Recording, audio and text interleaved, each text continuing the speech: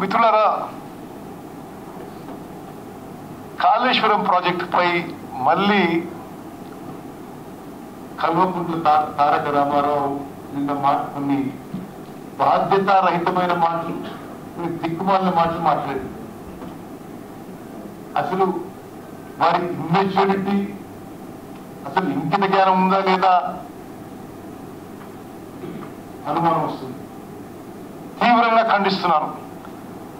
వారు కాళేశ్వరం ప్రాజెక్టుపై చేసిన ఇర్రెస్పాన్సిబుల్, ఇమ్మెచ్యూర్ రిమార్క్స్ ని తీవ్రంగా ఖండిస్తున్నాను. పచ్చి అబద్ధాలు మాట్లాడుతున్నారు.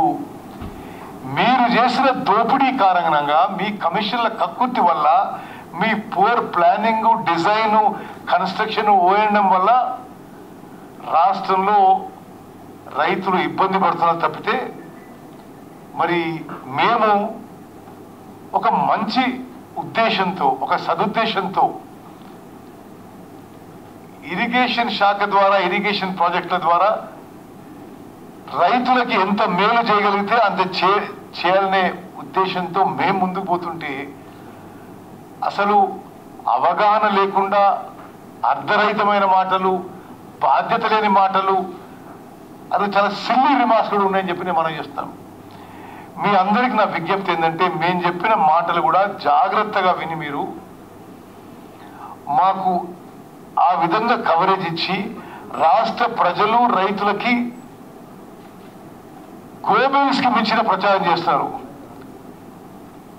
కేటీ రామారావు ఆయన పేరు మార్చుకుని జోసెఫ్ గోబెల్స్ రామారావు అని పెట్టుకుంటే బెటర్ ఉండేదేమో. ఏం సందీప్? ఓకే, జోసెఫ్ గోబెల్స్ రావు అని పెట్టుకుంటే అయిపోతుందేమో. ఎందుకంటే ఇంత అబద్ధ ప్రచారమా?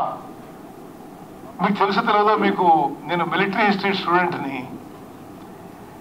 ఈ జోసెఫ్ గోబెల్స్ అంటే ఆయన ప్రపంచ యుద్ధం వరల్డ్ వార్ 2లో ప్రతిరోజు హిట్లర్కి ఒక తప్పుడు ప్రొపగండా చేస్తూ జర్మన్ ప్రజలకు కూడా వరల్డ్ వార్ 2 విషయంలో ఇది ఫాల్స్ ప్రొపగండా చేసుకుంటూ పూర్తిగా జర్మనీ రాష్ట్రాన్ని ప్రపంచానికి ఒక తీవ్రమైన ప్రమాదం తీసుకొచ్చిండ్రు.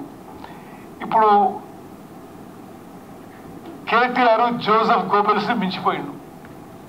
ప్రతిరోజు ఒకే అబద్ధం చెప్తామంటే అది జనం నమ్ముతా అనుకుంటారు. జనం నమ్మడం లేదు.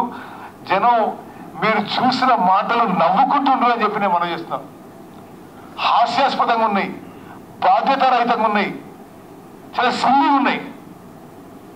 కాళేశ్వరం ప్రాజెక్టు గురించి నేను మొన్న మాట్లాడినా, మళ్ళీ కొన్ని విషయాలు మనం చేస్తున్నా. దయచేసి ప్రజల్లో స్పష్టంగా పోవడానికి మీ సహకారం కావాలని రిక్వెస్ట్ చేస్తూ మాట్లాడడం. మీ ఎడిటర్ కూడా చెప్పండి.